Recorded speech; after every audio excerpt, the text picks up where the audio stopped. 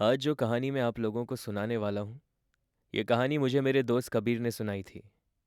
हुआ कुछ यूँ था कि हमारे ऑफिस का एक दोस्त उसके गांव में हुए एक इंसिडेंट से परेशान था।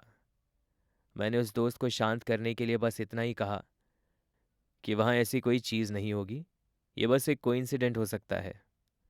इतने में मेरे दोस्त कबीर ने मुझे इंटरप्ट करते हुए कहा कि अगर कहीं कुछ ऐसी बात हो जाती है तो उस बात के पीछे कोई तो कहानी होगी, और वो कहानी किसी रियलिटी से जुड़ी हो सकती है।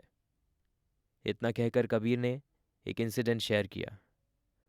उसने कहा कि भैरवपुर नाम का एक गांव था, एक छोटा सा और शांत सा गांव जो एक जंगल के बीच बसा था। जंगल के कोने में था एक पुराना सा पीपल का पेड़, जो गांव वालों के लिए डर और कहानियों का मरकज बन चुका था। लोग कहते थे कि उस पेड़ के नीचे रात को कभी रुकना नहीं चाहिए, वरना वापस लौटना मुश्किल हो जाता है। सुनो तो लगता था बस कहानी है, पर हर कहानी में थोड़ा सा सच तो होता ही है। एक रात 5 दोस्त, रवि, अंकित, प्रीति, नेहा और सौरभ, गांव आए अपने कॉलेज ब्रेक के लिए।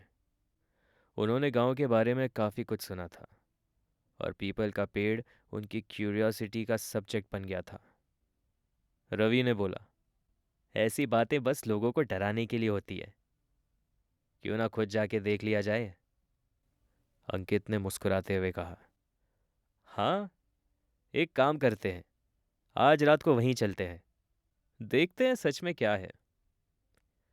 बाकी सब पहले थोड़ा घबराए, पर रवि के जोर देने पर सब तैयार हो गए। रात का वक्त था। चांद अपनी आधी रोशनी से जंगल को एक डरावना और एक मायूसी सा फील दे रहा था। सब टॉर्च लेकर उस पेड़ की तरफ चल दिए। जब वो लोग उस पेड़ के पास पहुंचे तो वहां एक अजीब सा सन्नाटा था। पेड़ की शाखाएं हवा के साथ हिल रही थी, और एक अजीब सी सरसराहट सुनाई दे रही थी। सौरभ ने मजाक में बोला, ये बस हवा की आवाज है, डरने की जरूरत नहीं है। रवि ने पेड़ के नीचे जाके कहा, अगर यहाँ कोई है तो सामने आओ। इतना कहते ही एक ठंडी हवा का झोंका सबके ऊपर से गुजरा। प्रीति ने कहा, मुझे डर लग रहा है, मुझे लगता है हमें वापस चले जाना चाहिए। पर रवि बोला, बस थोड़ा और रुकते हैं। तभी नेहा की टॉर्च अपने आप बंद हो गई। उसने कोशिश की उसे दोबारा जलाने की, पर वो चल नहीं रही थी। अंकित बोला, बैटरी खत्म हो गई होगी। पर तभी सबने एक और अजीब चीज नोटिस की। पेड़ की शाखों से एक साया नीचे गिर रहा था, पर ऊपर कोई नहीं था। प्रीति घबरा कर बोली, मैं वापस जा रही हूं। पर जैसे ही वो मुड़ने लगी, एक आवाज सुनाई दी, एक औरत की रोती हुई आवाज। आवाज सीधा पेड़ के अंदर से आ रही थी। सौरभ धीरे से बोला, क्या ये किसी का प्रैंक है? रवि ने हिम्मत करके पेड़ के आसपास देखा।